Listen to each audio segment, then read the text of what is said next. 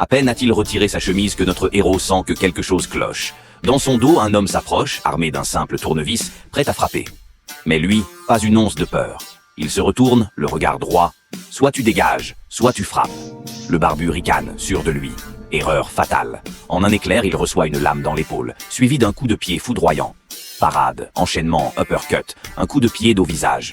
L'homme les envoie tous au sol, un à un, comme des pantins désarticulés. Dès ce jour-là, en prison, plus personne n'osa l'approcher. Une fois libre, il s'installe dans un vieux motel miteux. Pas loin, il apprend qu'on organise des combats illégaux, où la sueur vaut de l'or. Gagner, c'est toucher des milliers de dollars. Perdre, c'est peut-être ne jamais se relever. Il observe en silence. Sur le ring, un cow-boy frêle affronte une montagne de muscles. Un colosse de 300 kilos, aussi rapide qu'un bulldozer.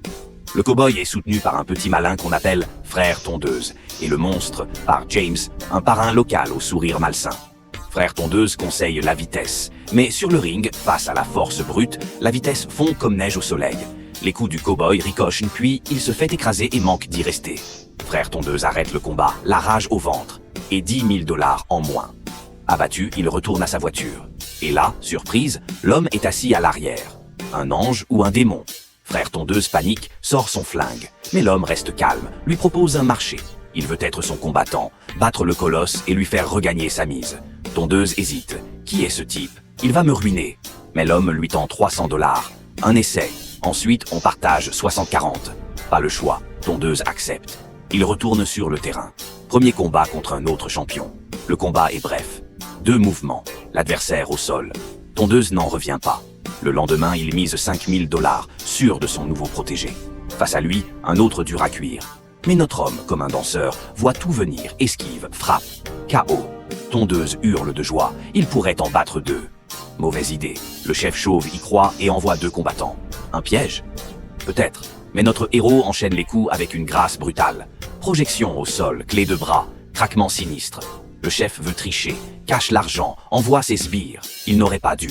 Une tornade s'abat. Coup de poing, coup de pied, acrobatie, tout y passe. Un coup de la mort en rafale termine le spectacle. Et dans un geste théâtral, il sort une queue de cheval cachée dans son pantalon. Le ring a trouvé sa légende. C'est alors qu'arrive le moment tant attendu. Affronter le colosse. Le monstre entre sur scène, grogne, frappe. Mais notre héros esquive, danse, sourit. Il se moque presque. Coup de scorpion, uppercut, genou sauté, coup de ciseau final, KO.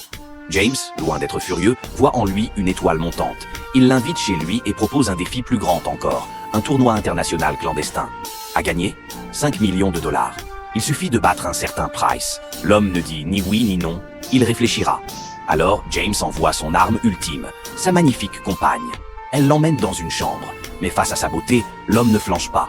Il sort une photo, elle et son mari. Et là, la vérité éclate. James avait volé cette femme, piégé son mari qui fut enfermé. En prison, il était devenu l'ami de notre héros. Avant de mourir, il lui confie cette photo et une promesse, protéger sa famille. Plus tard, James, convaincu de l'avoir achetée, donne sa compagne en cadeau. Mais pour l'homme, l'honneur vaut plus qu'une femme. Quelques jours plus tard, ils arrivent au tournoi. Un cercle fermé, réservé aux milliardaires. Le combat commence, les coups pleuvent, les corps s'agrippent, les jambes volent. Le rythme est fou. Puis notre héros prend un coup de pied retourné. Son adversaire retire sa chemise. C'est sérieux maintenant. Mais l'homme se transforme en ombre. Chaque coup devient danse, finesse, mystère. Puis le coup final, le ciseau de la mort. Il peut gagner, mais il abandonne volontairement. Pourquoi? Pour venger son frère de cellule. James, fou de rage, sort un couteau. L'homme l'envoie valser. Un riche, fasciné, jette une épée. Et là, un ballet de sabre commence, aussi beau qu'un poème. L'homme jette la lame, garde le fourreau et désarme James avec élégance. Résultat? Une main tranchée. La police arrive. L'homme s'éclipse dans la nuit comme une légende. James, lui, retourne là où tout a commencé, en prison.